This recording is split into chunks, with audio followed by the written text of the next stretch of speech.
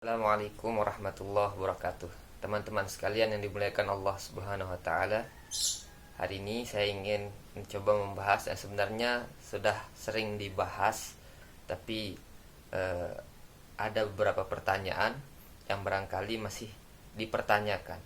Apa hukum dalam Islam menggunakan KB atau program keluarga berencana untuk kemudian mengatur atau membatasi kehamilan.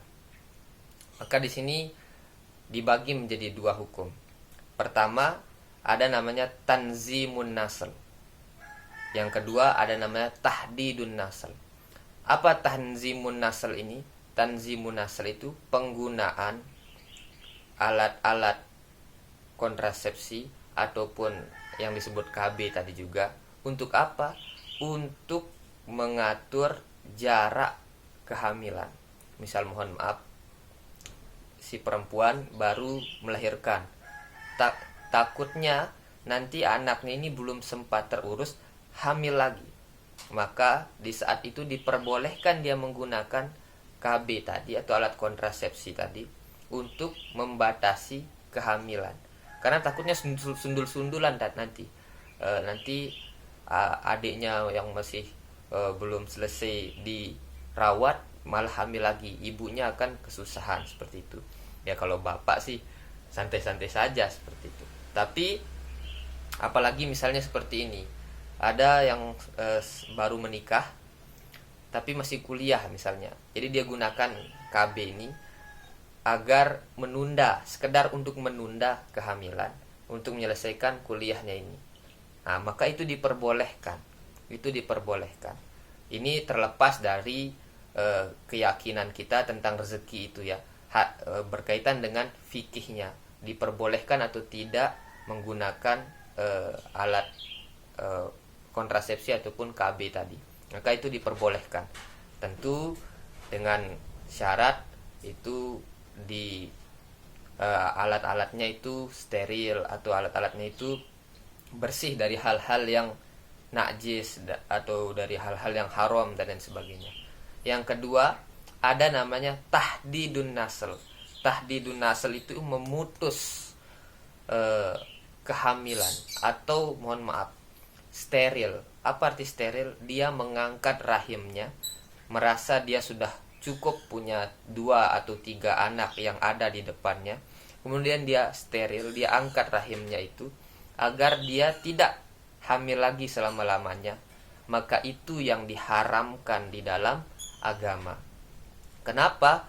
Karena itu memutus kehamilan dan sudah tidak mungkin terjadi kehamilan. Kalau di laki-laki namanya vasektomi.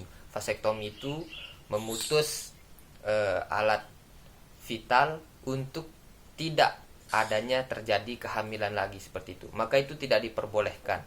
Karena itu akan memutus kemampuan seseorang untuk mempunyai keturunan.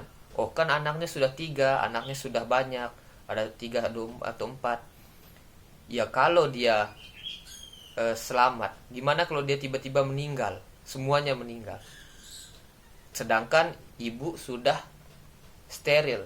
Itu kan jadi alasan buat bapak-bapak nikah lagi seperti itu. Oleh karena itu, tapi kecuali kata dokter begini, ada pengecualian. Kata dokter, ini bahaya ibu, kalau sampai melahirkan lagi ini taruhan nyawa, karena janin ibu atau rahim ibu ini sudah tidak kuat apabila harus melahirkan lagi. Itu kata dokter. Maka caranya yaitu harus disterilkan atau diangkat rahimnya. Nah, ketika dalam kondisi darurat semacam itu, maka itu diperbolehkan, oke? Tapi kalau tidak ada alasan karena merasa 2 anaknya sudah cukup atau 1 anaknya sudah cukup, dia mau steril aja, maka itu yang tidak diperbolehkan dalam agama. Nah, seperti itu. Jadi, kalau hanya sekedar untuk membatasi kelahiran demi kemaslahatan tertentu, masih kuliah lah, atau agar tidak sundul-sundulan anaknya biar ada jeda, maka itu diperbolehkan. Sedangkan tahdidun nasl atau memutus kemampuan untuk mempunyai anak atau permanen steril, angkat rahim atau vasektomi untuk laki-laki, maka itu tidak diperbolehkan karena itu akan memutus kemampuan seorang untuk melahirkan keturunan. Kecuali ada pengecualiannya tadi, yaitu kalau ada bahaya apabila akan melahirkan lagi, bisa terjadi kematian dan lain sebagainya, maka di saat darurat itu diperbolehkan. Barangkali inilah penjelasan singkat mengenai KB, vasektomi, steril. Semoga bermanfaat dan bisa menjawab pertanyaan-pertanyaan yang ada yang disampaikan oleh teman-teman sekalian. Terima kasih. Assalamualaikum warahmatullahi wabarakatuh.